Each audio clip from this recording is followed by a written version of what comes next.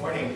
I want to thank David for this kind invitation to join you all this morning in my home state, and also to my professional mentor, John Kincaid, who has nurtured me through these last, it's a quarter century now, it's been a long time.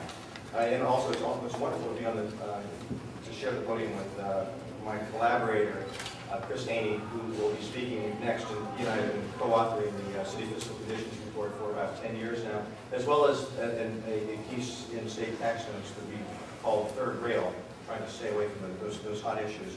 Well, what I'd like to talk about today is really the fiscal architecture of American cities in sort of a broad scale, not anything in particular to Pennsylvania or to Pennsylvania municipalities, but rather the national view of what has happened and taken place over about the last century or so.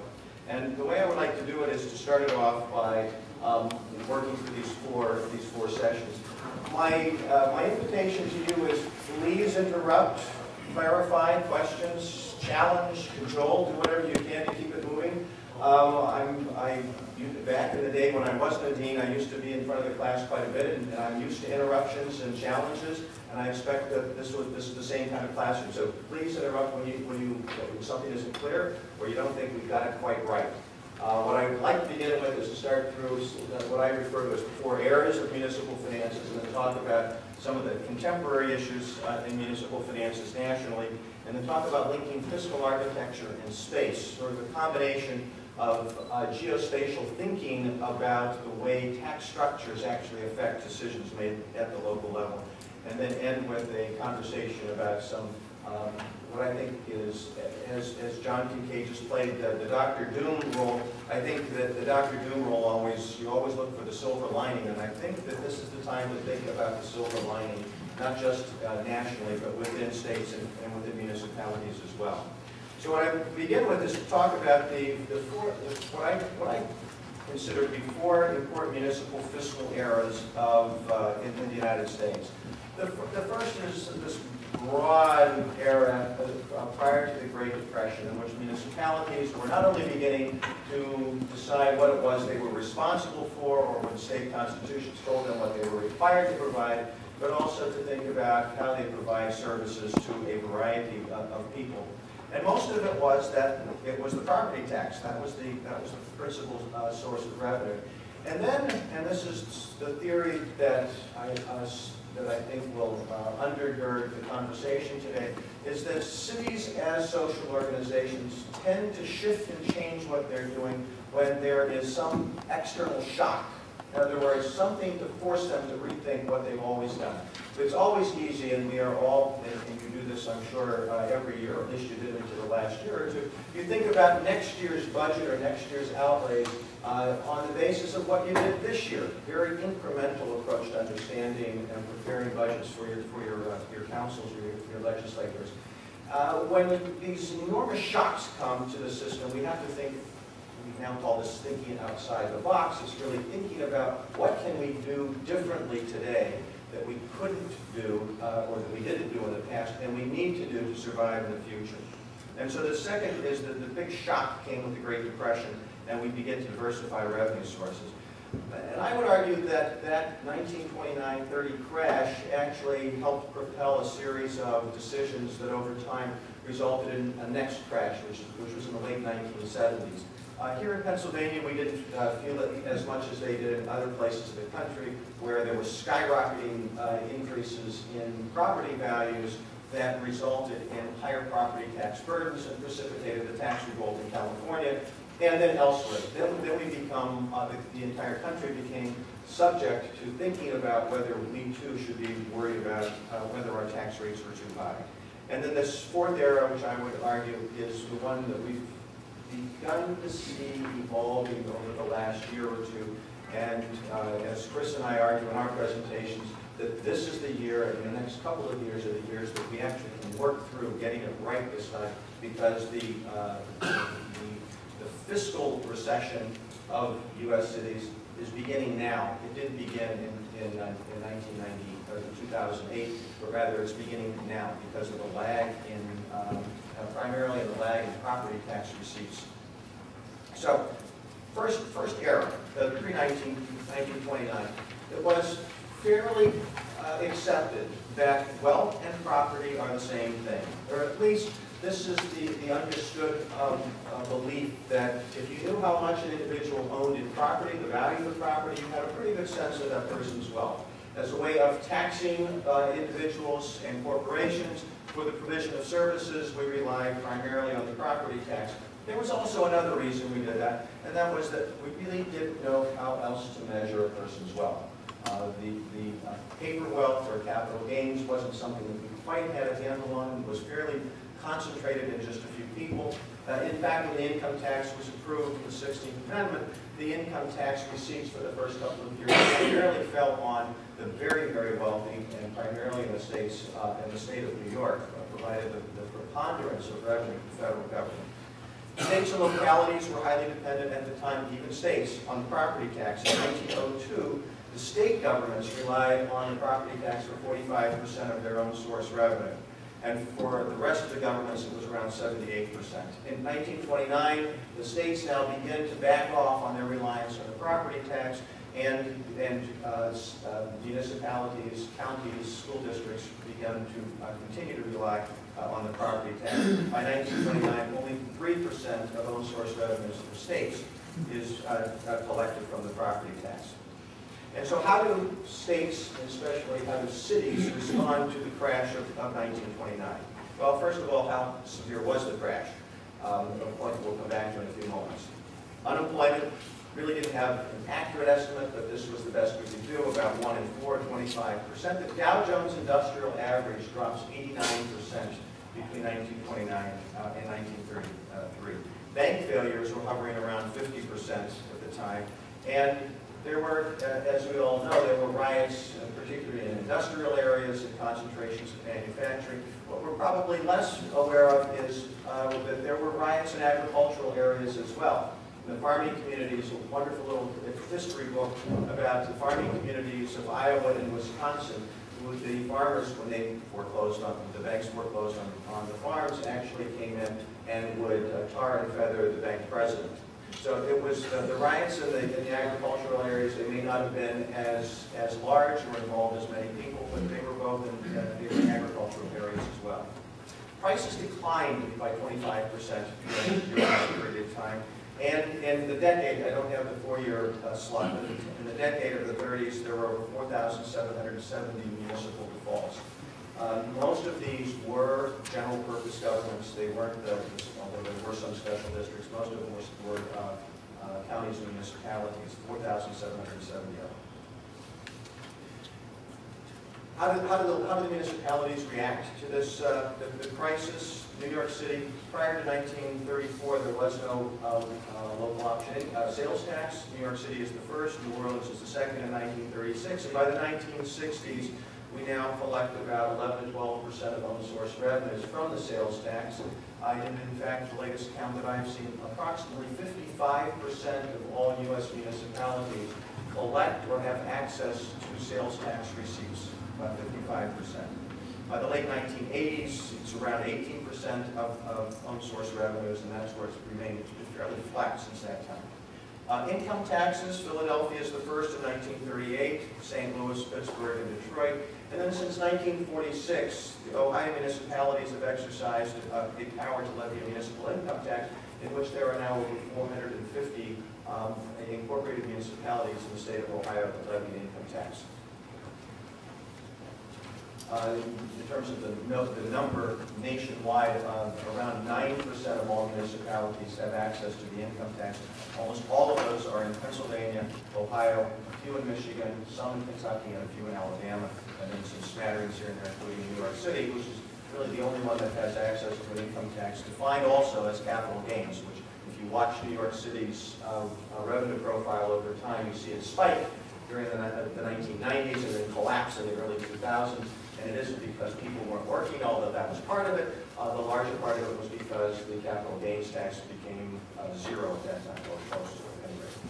Fees and property taxes during this period. There was a decline from 1942 to 1977 of 45%, surprisingly, when we think about what most of the taxpayers worry about. At the local level, they worry about the property tax. Actually, on a per capita basis or as a percentage of income, it's actually declined in this period of time. What has increased, and where the first big shift was, is we've now begun to figure out a way of charging fees for services. In 1935, the city of Oklahoma City installs the first parking meter. And since then, we figured out that we can charge people for an hourly use of the parking meter. Property taxes constituted 78% of city's own revenues in 1942. Just 35 years later, it drops to 43%. And then we get the introduction of the federal government. The federal government begins to provide support to municipalities in a variety of programs, primarily in the 1960s and 70s, and it peaks in 1978, amounting to about 15% of general municipal revenue. Today, which we'll see shortly, is about 5%. And then the late 1970s. If you recall, we refer to this era, the late 1970s, as the era of stagflation. In other words, we both had a stagnant economy where you would expect that prices would decline, but instead there was inflation. So we had high unemployment and increasing prices, which was theoretically not supposed to happen. It did happen, and it resulted in a lot of housing prices to continue to rise while incomes were not rising as quickly, and therefore the tax burden became such that in California, at least where it started, in California the property tax revolt asks that we begin to reduce our property tax liabilities. In response, escalation in fees now go from 30 to 40% of own source revenues in just a 4-year or 5-year period. That was the immediate reaction to the decline in property tax receipts. General taxes grew at 3.4%, and property tax revenues, where they were 41% in 1978, dropped to 31%. That's roughly where it is today, between 31 and 33% of own source revenues. And this was the information that I just provided. Not all municipalities have access to property tax, surprisingly. In the state of Arizona, it has to be voted by the site to approve the imposition of a property tax. One of the largest cities in the country, with over 400,000 people, did not have a property tax until 2 years ago. That's the city of Mesa, Arizona. They finally approved the property tax, and now we can say all major U.S. cities over a population of over, say, 250,000 or 100,000 do have access to the property tax. Just a quick graphic to show the changing role of fees and charges in general revenue. The dollar amount, and these are constant dollars, increased from 1972 for municipalities from $27 billion to $56 billion in 2002, a fairly dramatic increase in constant dollar increases in the property tax. State aid to municipalities. This is the complexity of the colors of the graph. But effectively what this demonstrates is that states are increasing the dashed line. States are increasing support to local government funding, which is in actual dollars, which is the right axis, to over nearly $350 billion per year. Most of that increase over that 25-year period has been to school districts, not to municipalities. Municipalities, that's the red line, has been fairly constant since about 1987 or 1992 at around $55 billion in constant dollars. I think to echo the comment that I think at least was implicit in John Kincaid's presentation, where the federal government is not the place that I think municipalities are going to turn to for support, nor are the states as they're facing their worst fiscal crisis since the Great Recession as well. This is the federal support for local governments during the same period of time. And again, you can see the blue line, this is just local governments. The blue line actually increases from 97 to 2007. The red line increases slightly from about $15 to $18 billion in constant dollars between 1997 and 2007. But as a percentage of income, which is the blue line, it's, which is the red line, it's been around the 5 to 6% since the drop-off in 1977, where it was around 15% of general revenue. Again, the federal government has reduced its direct ties to municipal governments. One of the bigger programs that's still remaining is the Community Development Block Grant Program, and we'll see whether that survives this budgetary environment. In a study that Chris and I released a couple of years ago, we were trying to, that's what this pretty colored map's all about. What we tried to do is to suggest that if the federal government, or even state governments, but let's say the federal government for the moment, if the federal government were to try to provide some kind of support or grant program for municipalities, that we need to understand that municipalities are not homogeneous. They do not have, as creatures of the state, they do not have the same access to resources that other cities do in other states. And so what we try to identify is which of those states are really hemmed in because they have access to only one general source of, one general tax source. So we identify the property tax, the income tax, and the sales tax as the three key general tax sources. And then we did this, it's a fairly elaborate computation, but effectively what we said is those green states are the ones in which municipalities have a lot more autonomy in raising revenues because they have access to three income, sales, and property taxes, and can adjust to changing fiscal environment, changing underlying economic base of the municipalities. The red states are the ones that are highly dependent only on one tax source. Now, there are some, you can read all of the footnotes to that, but we made some gross characterizations of some states, such as Pennsylvania. In Pennsylvania, there really is only one city that has access to all three general revenue sources, and that's Philadelphia. I don't think any of your municipalities or townships have access to the sales tax. I believe that's true. But we classified it as a green. It probably, except for Philadelphia, the color should be yellow. And so the yellow states are the ones that have some combination of property and income or property and sales tax as their two main general tax sources, which gives them a different, their adaptation to changing economic circumstances is different than those states that we classified as the red states, which are those highly property tax dependent states. We say that because property tax dependent states, cities, actually did fairly well until just this last year.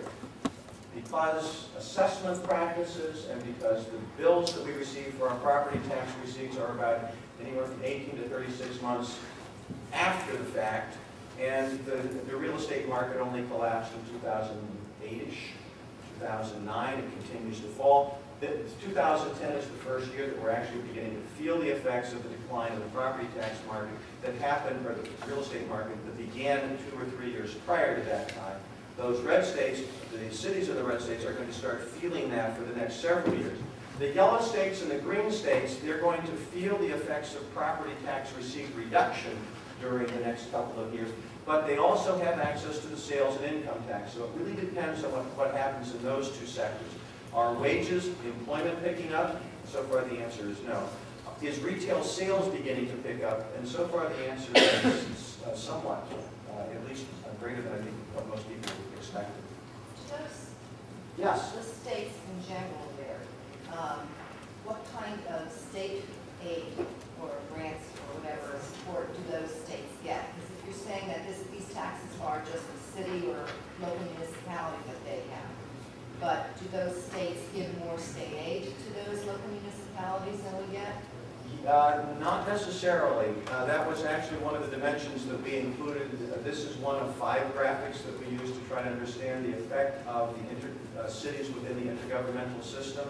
And one of them was, well, are those red states, for example, do the cities in the red states actually receive more from their states to support them because they don't have much flexibility or autonomy? And what we found is that it's pretty mixed. In some cases, yes, and in some cases, no. But there wasn't the strong correlation that we might have expected. So the future. Well, it's not the Great Depression. Today, unemployment is around 9% still. That's 29. That's still a lot lower than it was during the Great Depression. The Dow Jones went down at its worst at about 20 to 30% below what the peak was in about 2008. There haven't yet, although maybe Madison is the beginning of the rumbling, but so far we haven't had the riots in the streets yet. I don't know of any farm riots. Prices have been fairly steady. We worry about price declines. I think the Federal Reserve has been quite interested in ensuring that prices don't deflate, but certainly isn't close to the 25% decline in 29-33. Bank foreclosures have been around 10%, certainly well below the 50% of 1929, 1933. And except for the media's interest in certain prognosticators on Wall Street about the imminent collapse of the state and local sector, there really hasn't been any related to this recession. It's not to say that Harrisburg isn't in trouble. Harrisburg was in trouble completely unrelated to the economic circumstance of the city. Vallejo, California is in Chapter 9, but that actually they filed before the collapse in 2008. The Jefferson County sewer, that was a sewer bond that had nothing to do with the economy. So we haven't seen any municipalities that have filed for bankruptcy under Chapter 9, and very few that are actually approaching the state versions of Chapter 9, your Act 47 here, for example. And those that have actually preceded the recession. So what are we worried about? Real estate market will be slow to recover. I think that's probably an understatement now. The latest data suggests that we may be another year from the bottom of the real estate market. Consumer spending is beginning to rise, but I think we put a big question mark beside that. Wages are steady or declining. We'll get to this one in a second, that household savings are actually where our children are listening to us, save for the rainy day. There have been employment shifts nationally. One of the growth areas are the 501c3, health-related industries in particular, and the states are still continuing to suffer from the fiscal crisis. I'm now in the real poster child for state fiscal crisis in the state of Illinois. Just quick graphics, I'll get through these very quickly, but I just want to demonstrate that since the end of World War II to today, where's the employment been in the United States? This is total non-farm employment has gone from around 35 million to about 130 million during this period of time. But look at the contribution, the composition of it. Manufacturing today, we now have fewer manufacturing employees today than we had at the end of World War II. The fewest we have had since the end of World War II. Services, on the other hand, have now, which were in 1946, the service industry was actually close to the manufacturing industry in terms of employment. They were on par at the time, and now you can see this trend line is going pretty far north. And then this is the one that I find interesting. There are now more people employed in leisure and hospitality than in manufacturing. This is a graphic, and I need to get the update of this, so I apologize. It was one that was created by an economist at the Federal Reserve Bank of Boston a few years ago. But I enjoy it because what it demonstrates is that we as consumers have decided to buy things differently today than we did 60 years ago. And that is 60 years ago, about 65% of our consumer dollar was spent on tangible goods, things that can be taxed, retail goods, and about 35% on services.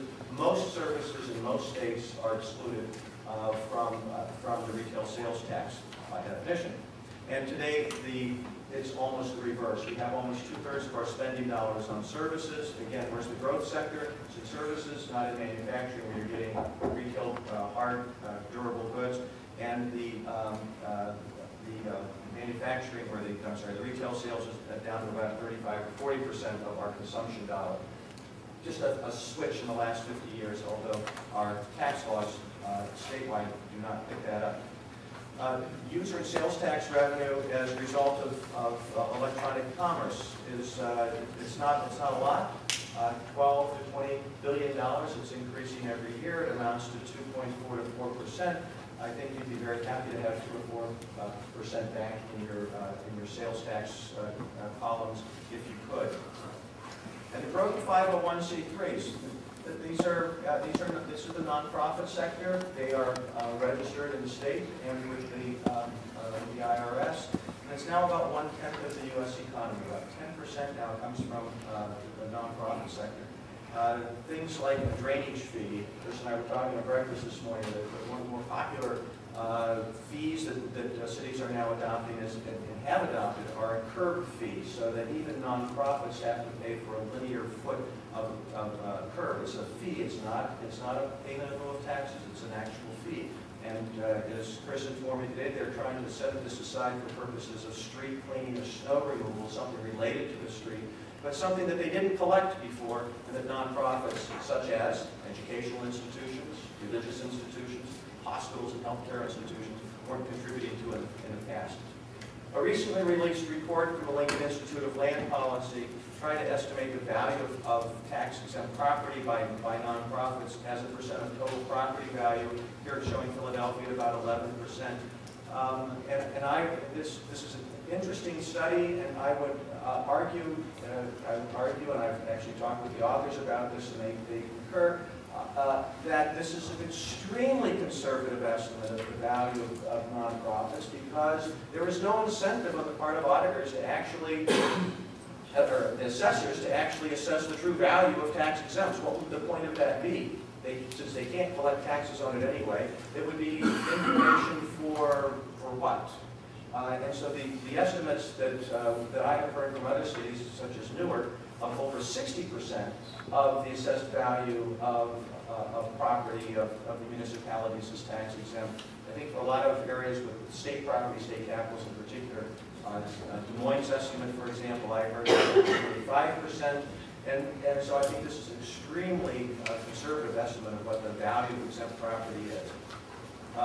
Payment in lieu of tax is one way of recouping some of the lost tax revenue, is to ask the nonprofits to make a voluntary contribution to provide support for municipal services.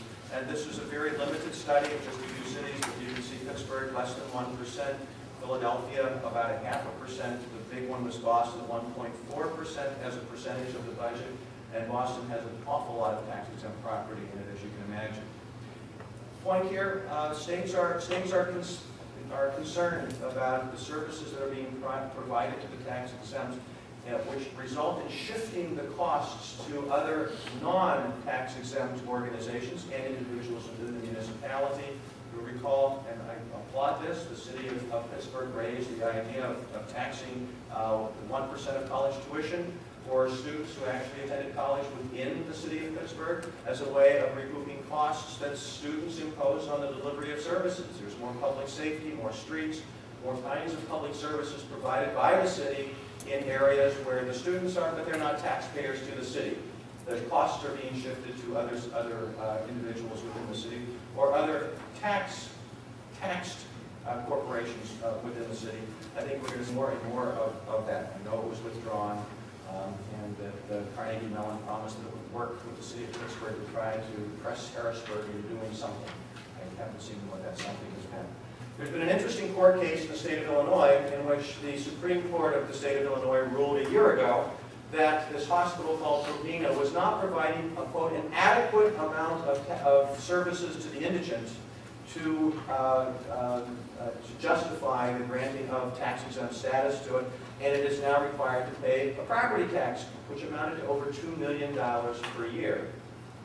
Well, it appealed, as you can imagine, from the lower courts up to the Supreme Court of the state of Illinois, but the Supreme Court ruled you are not providing an adequate amount. I think the next constitutional question in the state is going to be, what constitutes an adequate amount of service provision to the indigent to receive tax-exempt status? Cities and counties, this was actually a county challenge. The counties and cities are both interested in trying to make sure that everyone is paying fairly for the services that they consume. So the savings rate, this is very interesting.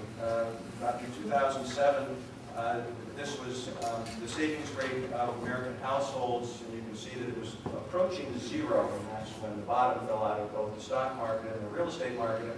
We all of a sudden got religion again and decided that maybe we ought to start saving a little bit.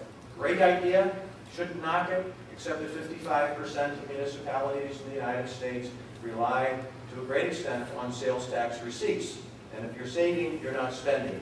Now, if you're spending on services that aren't taxed, I guess it doesn't matter, but if you are buying the new car, if you're postponing the purchase of the new car or the new washing machine, you are having an effect of reducing expected, or at least historically would have been expected, sales tax receipts.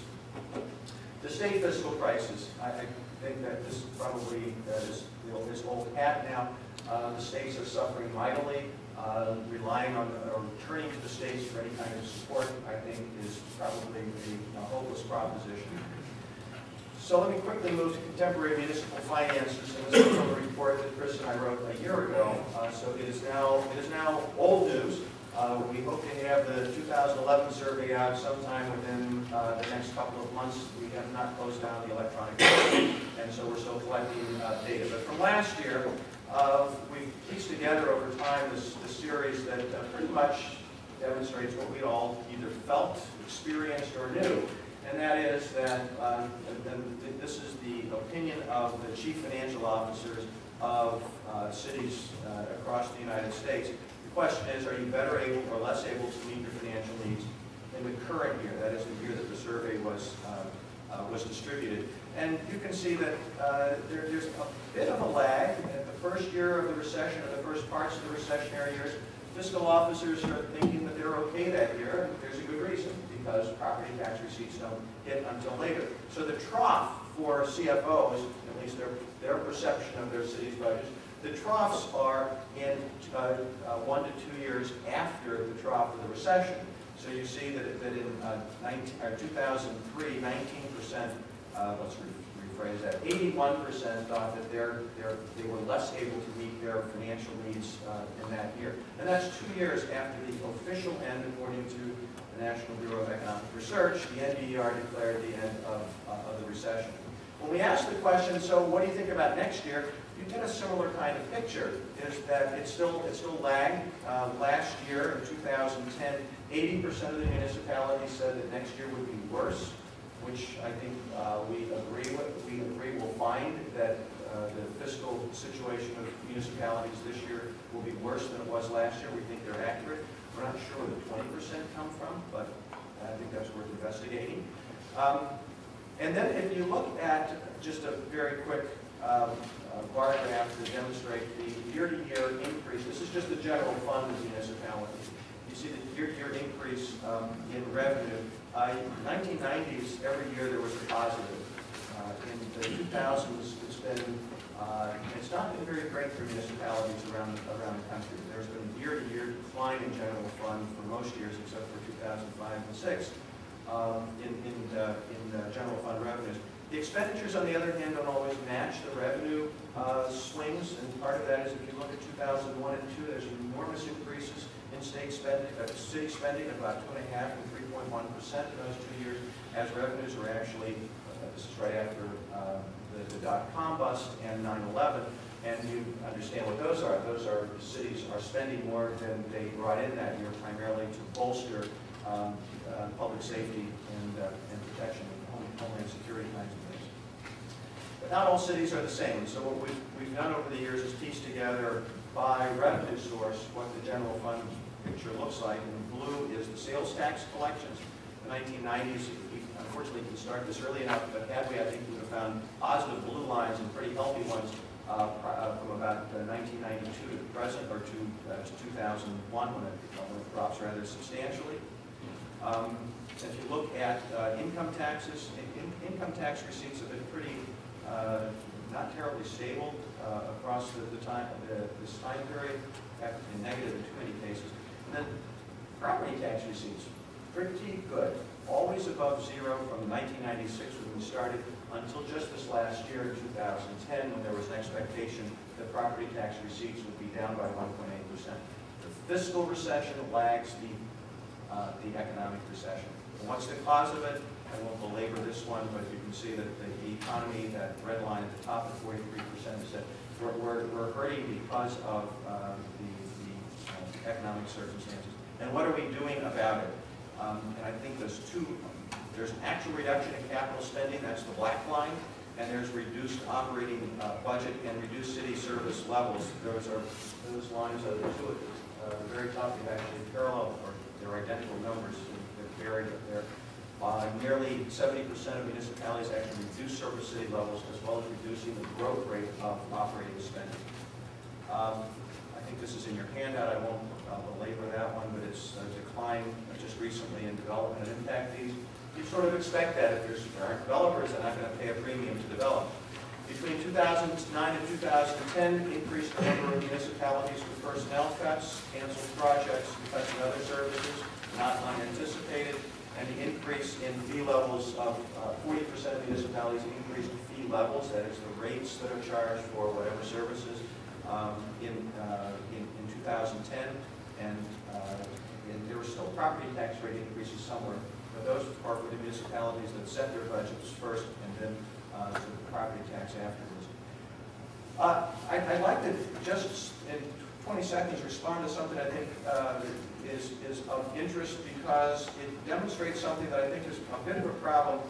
John showed a graphic on state and local support and said that there's going to have to be a 12.5% reduction in spending or a 12.5% increase in revenue raising each year.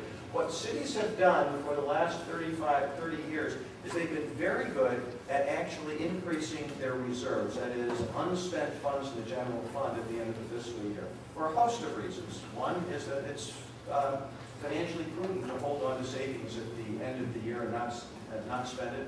You can get more capital projects out of it. I think we all suffered from, at least I suffered from an incredible winter this year in which the city of Chicago ran out of its snow removal budget in the middle of February. That was for the entire calendar year. It was gone in 6 weeks. So what do? Well, that's when you can draw on your reserves to take care of those unexpected issues. But if you look at it over time, there has been enormous growth as a percentage of expenditures in the reserves.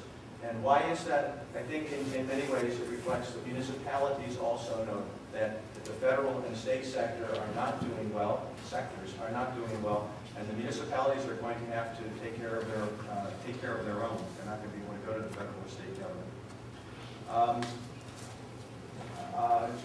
I'll get through this very quickly as well.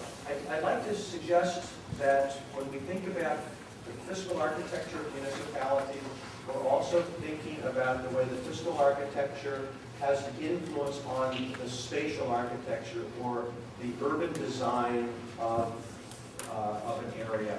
And that is that when municipalities choose which parcels to develop or which ones to put into use or what developer to support or where to place that development, we always go through this fiscal impact analysis. But I think that this doesn't apply to Pennsylvania as much as it does to other places. But when we think about what we do with the development of states, we have to think about the tax implications and the cost-shifting implications of that development. So in a hypothetical city that's highly dependent on the property tax, there's an enormous incentive to invest high property and high development, retail, whatever else it might be, in the center of the city as a way of, why? Because we always talk about the development as a way of spurring other development nearby. Well, you want other high development, high income or high property value development nearby, so you can capture the property tax receipts from the growth in the value of that real estate. Why put that high-end real estate on the edge of the city to help your neighbor?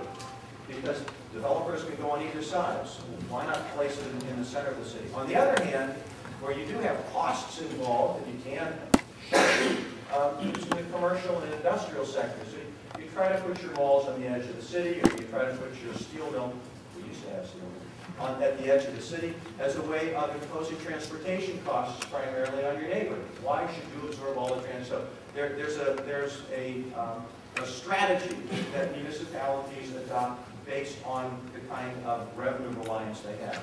That, as opposed to this one, sales tax dependent cities.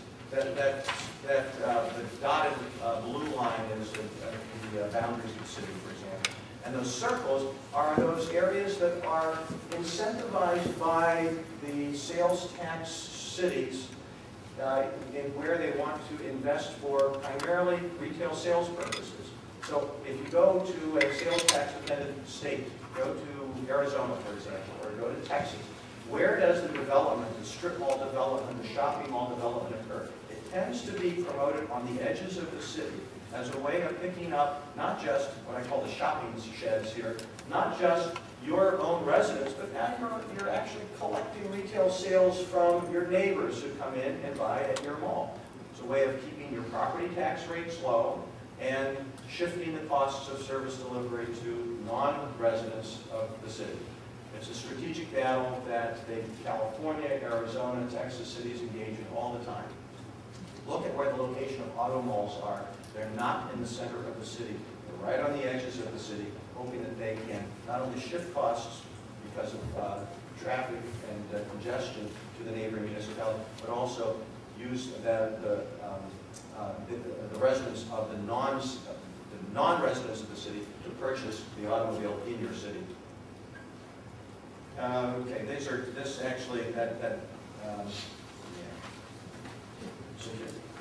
this have a laser on it?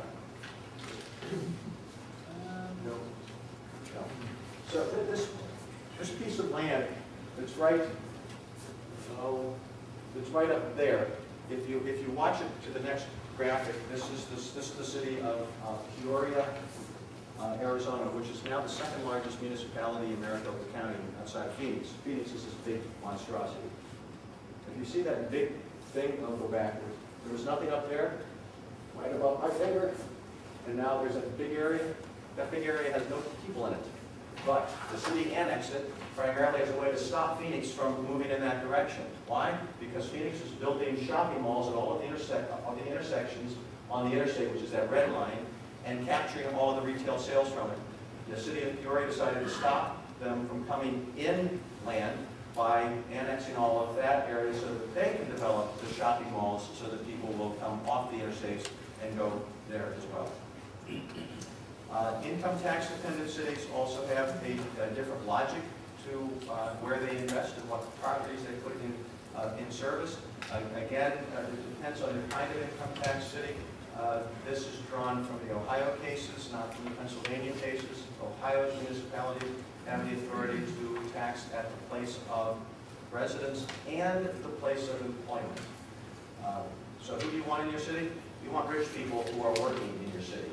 You don't want low-income industries in your city because they don't pay enough. You want the office buildings, and that's why in the center I have high-end commercial and professional office buildings so you can get wealthy people in your city. Okay, what to do? Not very original here, but let's not waste the crisis. I would suggest that we reform the tax structure.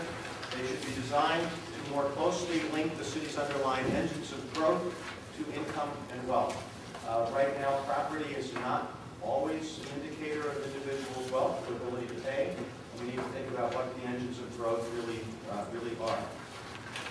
We should consider a tax on the earned income tax that you have here. I think is fine. I don't think it goes far enough because I think a system that works better as a way of not inducing out-migration or having people step over the border of Philadelphia and live in other areas of the city is what exists in the state of Ohio.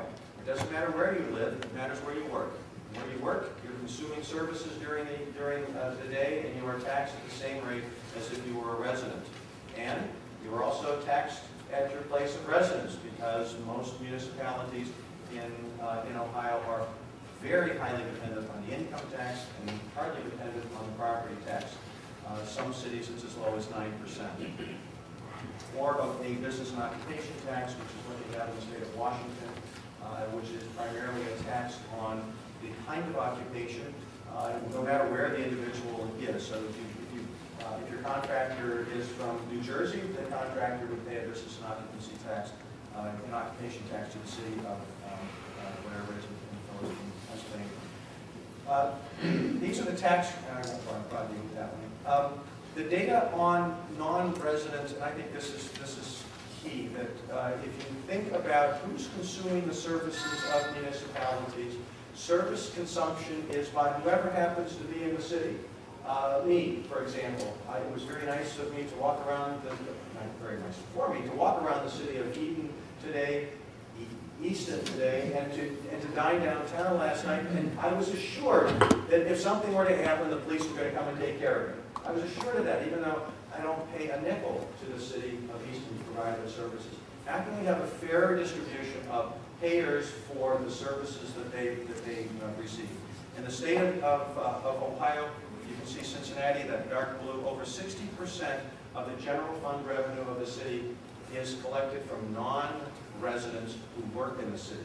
The dollar amount is rather staggering. Both Dayton, Cincinnati, and Columbus generate over $30 million in their general revenue fund from non-residents because of the income tax. And this is the tax rate that's distributed across so all the municipalities in the state of Ohio rely on it. Second point, broaden the sales tax base. This is very controversial because we understand that the service sector also includes health care. And we're already paying too much for health care, right? Why should we tax that? Well, what about accountants and lawyers? What about barbers, and some places actually do charge for hair care services. But think about what the where are we spending our dollars, and the way the sales tax is structured in most states, it's a very regressive tax. It's only on basic necessities and durable goods for the most part. Restructure the property tax. It's losing its value now. As we know, I think we have about 2 or 3 years to figure this out, because we're not going to hit the bottom for another 2 to 3 years. What's lost and gained by exempting tax exempts from property taxes? Creating regional taxing powers. I think we need to rethink about why boundaries were drawn to begin with. In Chicago right now, there are 1,400 local governments in northeastern Illinois. We have more local governments in a 5-county area in Illinois than there are in 37 states. What's the point of that? Well, it provides for good competition. It's helped, some of the studies have shown that it helps keep service levels low. But are there services that could perform better with a regional taxing authority? Pricing drives behavior. I was at a conference late last week in which I was talking about infrastructure finance, and arguing the problem with infrastructure is we think of it as a free good. And we think about the free good only to the extent that we build the asset, not to maintain it. I think if we build our pricing policies in a way that stated to the consuming public how much this asset costs, how much consumption costs, and how much of that asset you are consuming. Tollways is a good example of that. That we know that, gee, it costs me, I don't know what it's costing to get across the Pennsylvania Turnpike now, but it's not cheap anymore. And we know that we expect a level of service, which is why interstate 80s use all the time. But tollways or toll bridges or water and sewer, we're paying for services that we can consume and also that we can regulate. I don't need to take a 4-hour shower in the morning if I'm going to be paying for the water bill. But I can, and they do, where places are not metered. I know that because many of the high-rises in Chicago are not metered. Pricing drives behavior. I think we should consider that. And finally, revisit the social compact. We have the time to rethink, I think over the next 2 to 3 years, we have the time to rethink the social compact between governments, what they provide, what they ought to provide, and citizens, what they're willing to pay and what they think they need. I think this is a good opportunity, this is the crisis, this is the external shock that has forced us to rethink what we've done. Certainly it's going to affect the way we collect resources, because we're not going to collect as many as we had before. What do we need to think about? Fairness of the revenue system. Not everybody can afford the water, not everybody can afford access to transportation. Many jobs for low-skilled laborers are not located in the neighborhood, and they need to traverse many miles to get to work. There needs to be a way of thinking about the fairness of the revenue system to provide those access to those services that will get them to work or provide them with other services. The benefits principle and versus ability to pay. Whether we talk about it explicitly or not, we're always talking about, do we pay for what we get? And is that fair? Is that adequate? But the other is, do we have the ability to pay for what we think we deserve? And we've all agreed that water is a basic necessity of life, and most people don't have their water cut off. There's usually a way of providing some support for people like that. What is the ability to pay versus benefits principle? How does that weigh out in your community? understanding the pro-cyclical nature of local and state budget practice. This is an awesome time to invest in your infrastructure because borrowing rates aren't going to get much lower than they are today. And yet, we don't have the financial capacity, or at least we don't think we have the financial capacity to issue debt. I think we need to rethink. And you can actually increase employment in your area if you're actually creating an infrastructure project that hires individuals to work. We need to look at the accumulated long-term liabilities, the other post-employment benefits, pensions, and the infrastructure deficit are enormous. We are in the state of Illinois. There is for each, let me rephrase that, in the city of Chicago, because of a lot of pension districts, the county, the city, fire, the teachers, the state, those pension systems alone are resulting in about a $42,000 per person liability today. How are we going to address, how can we address that issue in light of the requirement that we provide public safety, health and welfare to our citizens? What's the definition of course of what can't we live without? And how do we make sure that those are funded at an adequate level? And how do, as I said earlier, how do we price infrastructure and services? Right now we think of infrastructure as a free good rather than a good that actually costs us not only to cut the ribbon cutting ceremony, but also to maintain the asset over its useful life. And how can we create partnerships in service delivery? There's a lot of interesting work about the way local governments in particular are partnering with each other and competing with each other in the provision of services and in competing with the private sector as well. The ellipses there mean there's a whole lot more that we should talk about and we can talk about. This is the time, the crisis is here, and I think it's time to rethink the social compact. Thank you very much. I look forward to any comments or questions, concerns, complaints. That's the good news. Well, I was just going to ask you, where is the silver lining? That is the silver lining. The new social, I think, I don't know if you feel this in your own communities, but how many people have really looked at your budgets? How many people know what services you provide? How many people can look at their tax bill and say, oh, that's for my township, and this is for my school district, and this is for my county, and this is how much I pay to this. Nobody takes that responsibility to find out what services they're receiving and what tax price. I think today you have the opportunity to educate the public about what services you're providing and what they're paying for those services. The silver lining is I think this is an opportunity to re-engage the people in governance. I think for the most part people have backed away from governance.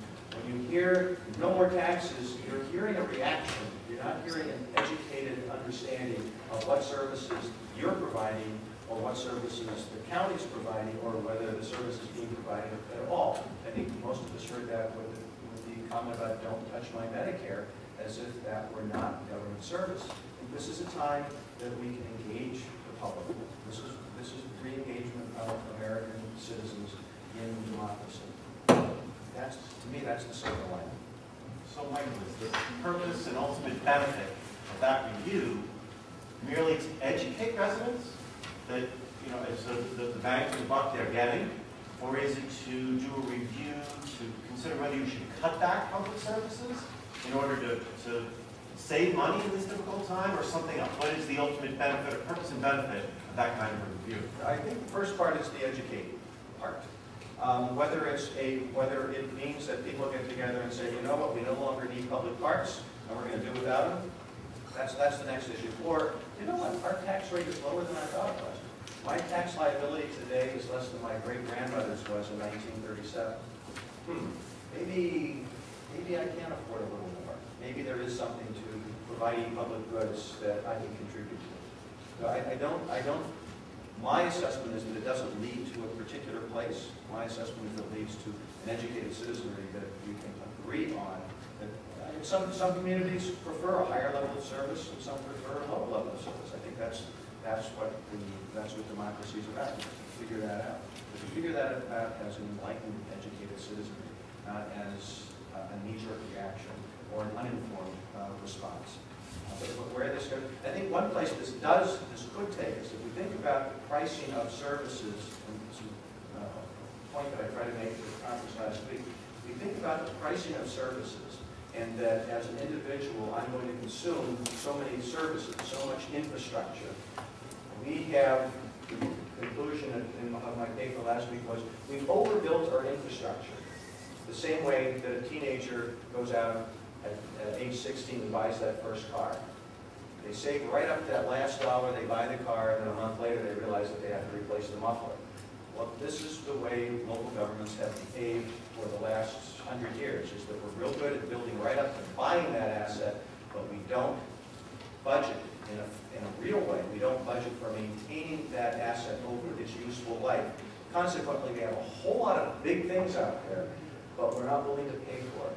And if we were willing to pay for it, we would have been more honest when we opened the bridge or we opened the street by saying, this didn't cost you an increase of just 2 mils this last year. We're going to increase it by 5 mils because we've got to take care of this new street for them. Well, maybe we don't need to increase it by 5. I didn't really need that brand new street. Okay. It engages us in a way that says, you know, we bought more than we can consume. We can't take care of what we bought. And I think that'll affect, in the long term, I think that'll affect urban design. It'll affect how many miles of water line and sewer line do we have to provide to reach far-flung ex-urban areas. The costs are less today of building a mile of pipeline in an area that hasn't been developed. But how are you going to pay for it when it deteriorates over the next 50 years if you don't account for that? And the answer is, look at the ex-urban areas that were built about 30 years ago. Look at the condition of the roads today, and look at their ability to maintain those roads under a pavement serviceability rating that would be adequate. And I think you'll see that that's where a lot of the deterioration is.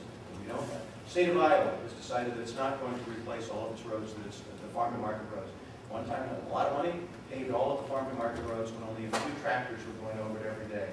Now, it's not worth it because they've realized that we have to maintain it for its asset life, or it will allow it to disintegrate, decay to a point that it's really not usable as a hard surface road, but maybe as a soft surface road.